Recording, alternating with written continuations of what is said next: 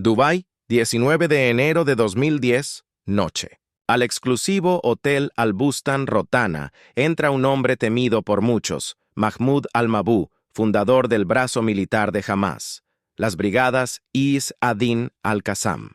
Para Israel era el enemigo número uno, asesino de soldados y mediador de armas con Irán para Gaza. Para el Mossad, el objetivo supremo.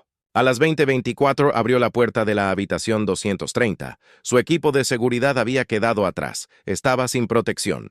No sabía que en el pasillo lo esperaban hombres con pasaportes falsos, nombres inventados y una orden clara: matarlo. Horas después, al-Mabhouh estaría muerto. Todo ocurrió en silencio y fue preparado para parecer una muerte natural en su sueño. Fue una operación que pasó a la historia como una de las más audaces del Mossad. Pero la pregunta sigue: ¿cómo lograron los agentes hacerlo en Dubái, una de las ciudades más vigiladas del mundo? Ahora la verdad sale a la luz. Sabemos cómo el Mossad ejecutó esta arriesgada operación porque las cámaras de seguridad de Dubái hicieron públicas las grabaciones. Cada paso de los agentes quedó registrado. Quédate con nosotros. La historia completa está a punto de revelarse. Durante más de 20 años, el Mossad persiguió a un solo hombre. Lo siguieron en Siria, Irán, Sudán y Egipto. Su nombre aparecía en decenas de informes secretos. Casi 30 operativos participaron en la misión para eliminarlo. Pasaportes falsos, distintas nacionalidades, papeles asignados con cuidado. Israel solo movilizaba tantos recursos contra sus enemigos más peligrosos. Ese enemigo era Mahmoud al-Mabhouh. La pregunta es clara: ¿por qué él? ¿Qué había hecho para que Israel arriesgara un escándalo internacional con tal de borrarlo del mapa? La respuesta está en su biografía. No era primer ministro, ni general, ni alto funcionario, pero unió la voluntad política de Hamás con el apoyo militar de Irán. En 1989 secuestró y mató a 2 soldados israelíes. Para Israel fue el punto de no retorno. Su nombre quedaría para siempre en la lista del Mossad. En Tel Aviv entendieron que no era solo otro militante, era un hombre dispuesto a matar e inspirar a otros a hacerlo. Pero había algo más peligroso. Al-Mabhouh abrió los canales de armas desde Irán. Cohetes, fusiles, municiones, todo entraba a Gaza por rutas donde él era el intermediario clave. Cada envío fortalecía a Hamás. Cada trato acercaba la siguiente guerra. Por eso Israel lo veía no solo como enemigo, sino como amenaza mortal. Y ahora volvemos al pasado. ¿Quién era antes de ser símbolo de guerra? Mahmoud al-Mabhouh nació en un campo de refugiados en Gaza. Su infancia estuvo marcada por muros de concreto, pobreza y una constante sensación de pérdida. Desde niño solo vio ruina y odio. En ese ambiente no crecían pacifistas, crecían futuros combatientes. De allí salió, y junto con otros radicales fundó el brazo militar de Hamás. Las brigadas Izz ad-Din al-Qassam ya no eran pandillas callejeras, sino una estructura capaz de hacer la guerra. Para los palestinos fue héroe, para Israel enemigo número uno. Ya si su muerte en un hotel de Dubái era solo cuestión de tiempo. Aunque Mahmoud al-Mabhouh había sido perseguido durante años, solo fue eliminado en 2010. En una reunión en Jerusalén, el jefe del Mossad, Meir Dagan, presentó un informe al primer ministro Benjamin Netanyahu. El objetivo se movía con demasiada libertad. Seguía con negocios de armas con Irán y planeaba nuevos envíos a Gaza. Dagan insistió, no podían esperar más. Netanyahu aprobó. La orden fue dada. Desde entonces comenzaron los preparativos. La operación no podía hacerse en Gaza ni en Siria, donde al-Mabhouh estaba protegido por Hamás. Debía ser en un lugar sin escoltas, en tránsito. Ese lugar fue Dubái. La ciudad parecía tranquila, de negocios, lejos de la guerra. Justo por eso él se sentía seguro allí. Y justo por eso el Mossad la eligió. La preparación empezó con pasaportes. En distintos países de Europa, los agentes obtuvieron documentos falsos: Reino Unido, Irlanda, Francia, Alemania, Australia. Más de 20 pasaportes, todos con fotos de los operativos y a nombre de personas reales con ciudadanía israelí o doble nacionalidad.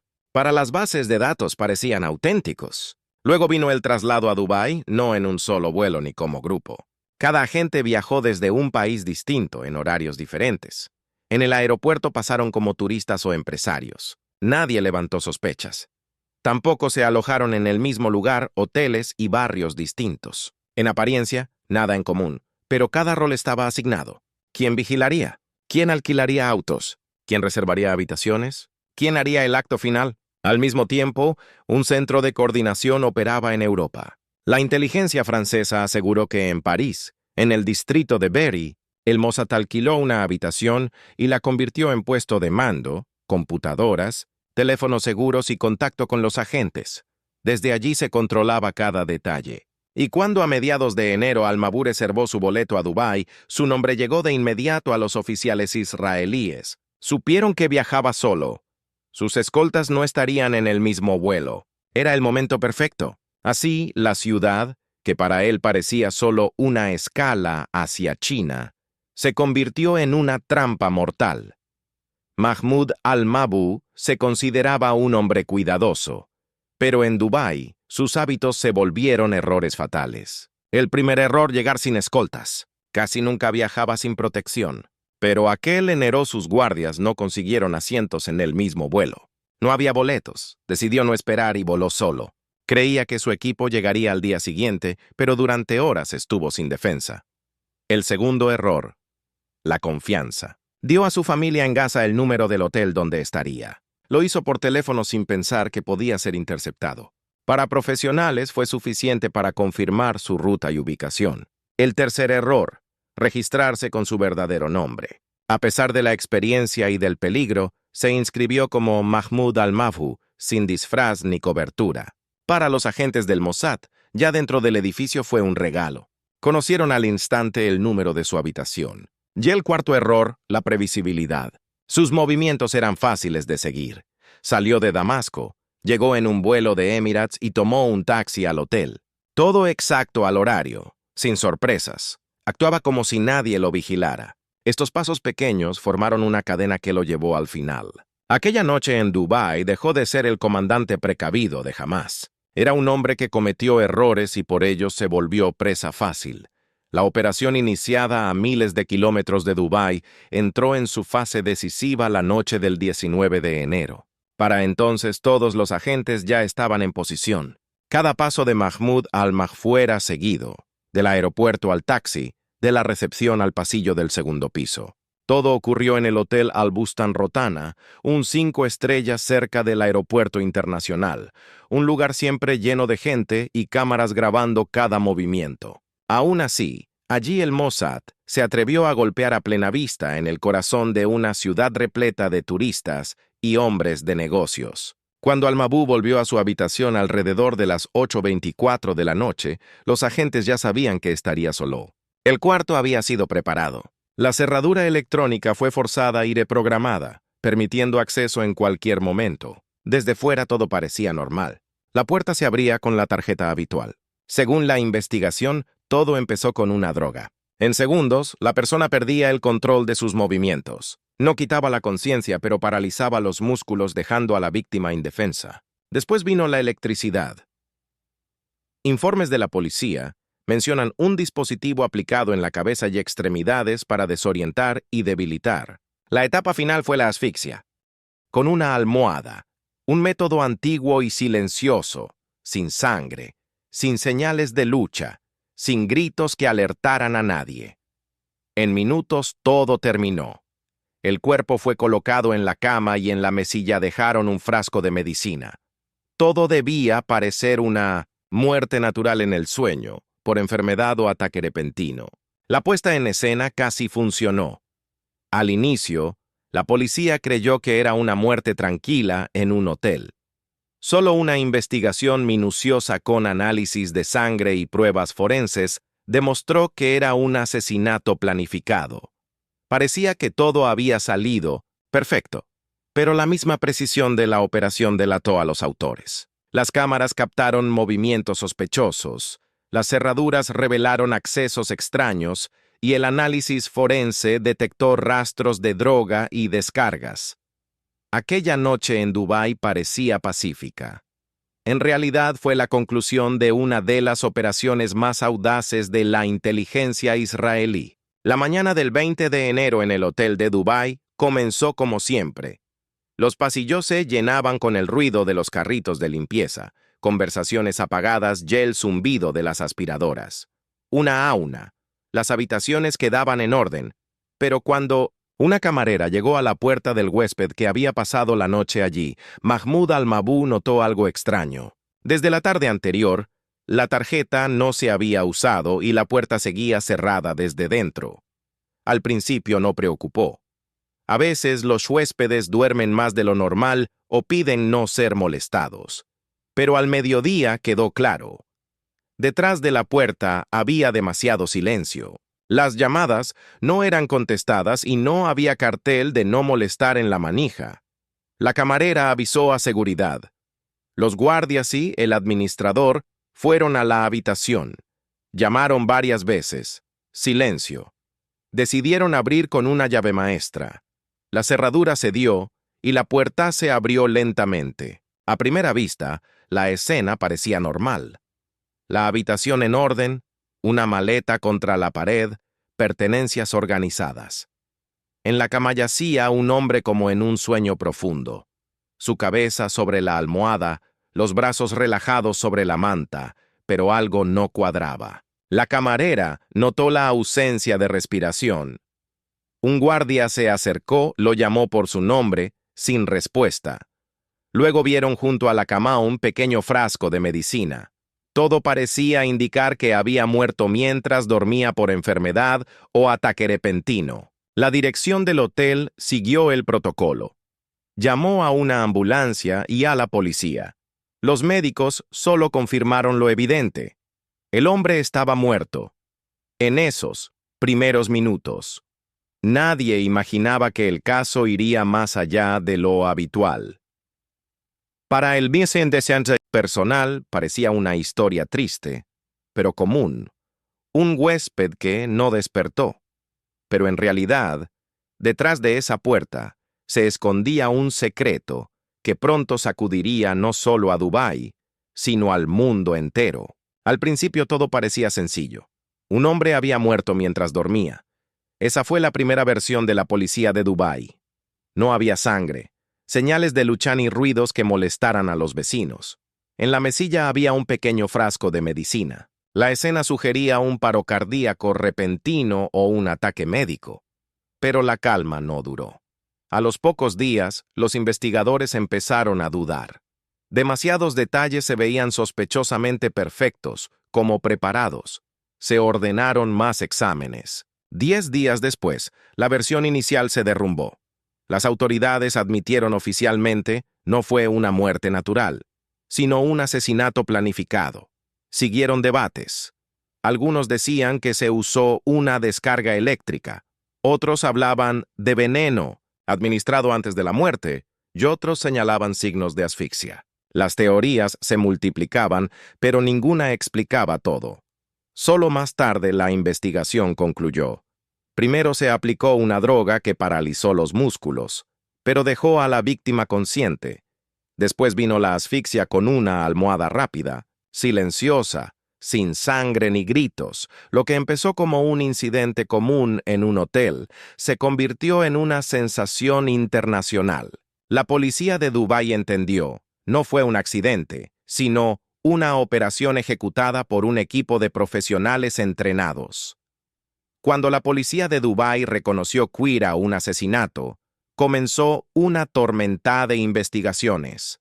Cientos de horas de grabaciones fueron revisadas una y otra vez. En vestíbulos, ascensores y pasillos aparecían personas con traje, ropa deportiva, con o sin maletas. Al principio parecían turistas, pero poco a poco la imagen se volvió clara.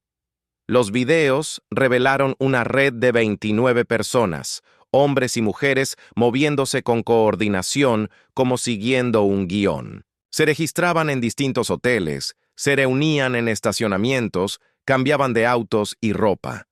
Todo parecía una obra donde cada actor conocía su papel. La gran sorpresa vino con los pasaportes. Había 26 documentos del Reino Unido, Irlanda, Francia, Alemania y Australia. Todos falsos. Personas reales con esos nombres existían, pero nunca habían estado en Dubái. Sus identidades fueron robadas y usadas como cobertura. El escándalo internacional fue inevitable. Interpol publicó fotos de los sospechosos, hombres y mujeres sonrientes captados por las cámaras del hotel. Para muchos países fue una ofensa. Sus pasaportes se habían convertido en herramientas de una operación secreta. La policía de Dubái hizo una declaración audaz.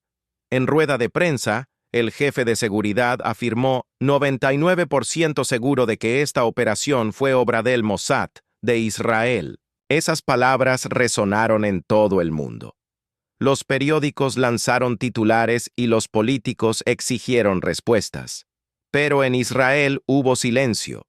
Ni confirmación ni negación, solo la fórmula habitual. No comentamos este tipo de asuntos. Así surgieron, desde las sombras, los presuntos autores de una de las operaciones más atrevidas de la década, y cuanto más investigaban las autoridades, más claro quedaba. Detrás de la muerte de un hombre había un ejército de profesionales. Cuando la noticia del asesinato de Al-Maab ya se había difundido por todo el mundo, nuevas revelaciones añadieron más intriga. En Jordania arrestaron a 2 palestinos. Su detención estuvo rodeada de secreto desde el principio. Los investigadores aseguraron que no eran los ejecutores directos, pero según la policía, a través de ellos los agentes de la misión obtuvieron información clave sobre los movimientos de Al-Mau, vuelos, reservas, detalles de viaje, todo lo necesario para planear cada paso. Las conexiones de los detenidos llamaron la atención. Se insinuó cooperación con miembros de Fatah y vínculos con Mohamed Talán, un influyente político palestino y rival de Hamás. Todo parecía una traición interna, como si alguien del propio círculo de la víctima lo hubiera expuesto al peligro. Para Hamás aquello fue motivo de acusaciones. Sus representantes declararon: «La autoridad palestina es cómplice de este crimen. Colaboró con la inteligencia israelí y es responsable de la muerte de nuestro líder». Las acusaciones sonaban a veredicto. Las tensiones palestinas resurgieron con fuerza.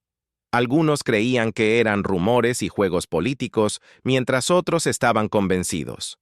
En una operación de tal magnitud, no podía haber éxito sin una traición al más alto nivel. Cuando la investigación publicó los nombres y fotografías de los presuntos participantes, las consecuencias fueron inevitables. El escándalo que empezó en Dubái se convirtió en una crisis internacional. El Reino Unido, Australia e Irlanda dieron el paso que más temía Israel. Declararon persona non grata a diplomáticos israelíes y los expulsaron. Para Londres, la falsificación de pasaportes británicos fue especialmente dolorosa, una violación de confianza y de la seguridad nacional. En el Parlamento se habló de quebrantamiento de la soberanía y de una grave violación del derecho internacional. Australia e Irlanda se sumaron a la condena, calificando las acciones de la inteligencia israelí como una amenaza directa para sus ciudadanos, cuyos nombres y documentos fueron usados de forma cínica. Cada gobierno declaró: «Esto no fue solo un ataque contra un hombre en Dubái, fue un golpe a la seguridad de todos nuestros ciudadanos». La Unión Europea emitió una declaración conjunta. Bruselas condenó el uso de pasaportes falsos como método de operaciones encubiertas. Para los líderes europeos era una línea roja. Por primera vez, una red de documentos falsificados afectaba a varios países, convirtiendo visados y viajes en herramientas de